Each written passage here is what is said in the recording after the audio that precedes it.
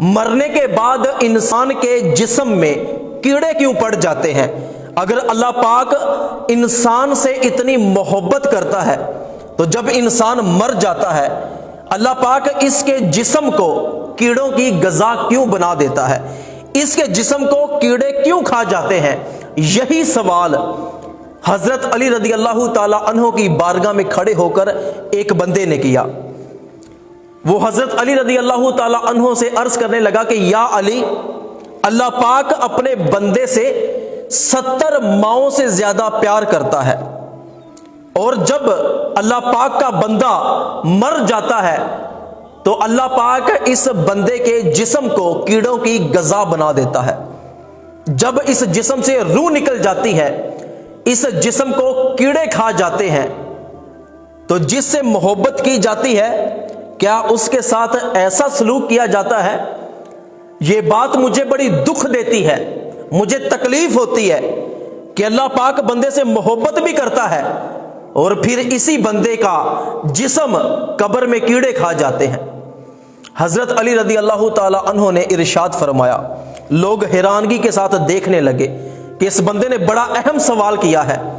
آپ نے ارشاد فرمایا کہ تم شکر کرو کہ تمہارے جسموں کو کیڑے کھا جاتے ہیں۔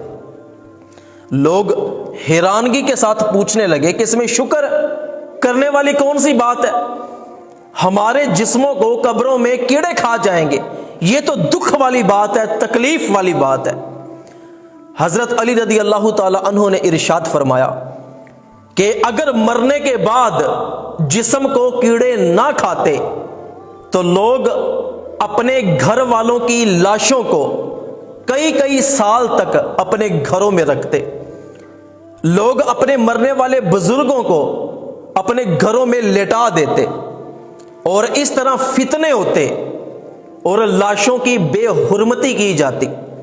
آنے والی نسلیں پیسوں کی خاطر اپنے بزرگوں کی لاشیں بیچ دیا کرتی، لوگ اپنے مردہ لوگوں کے جسموں کو بیچ کر کھا جاتے، اور اگر مرنے کے بعد جسموں کو کیڑے نہ کھاتے تو حضرت آدم سے لے کے آج تک جتنے بھی انسان دنیا میں آئے اور قیامت تک جتنے انسان دنیا میں آئیں گے ہر ایک کو مرنا ہے، تو تم جہاں سے بھی زمین کو کھودتے نیچے سے تمہیں انسان نظر آتے۔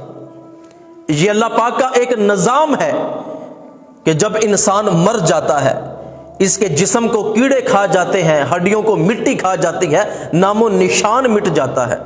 اگر ایسا نہ ہوتا تو تم جہاں سے بھی زمین کھودتے نیچے سے انسانی جسموں کی لاشیں اور جانوروں کے جسم تمہیں نظر آتے۔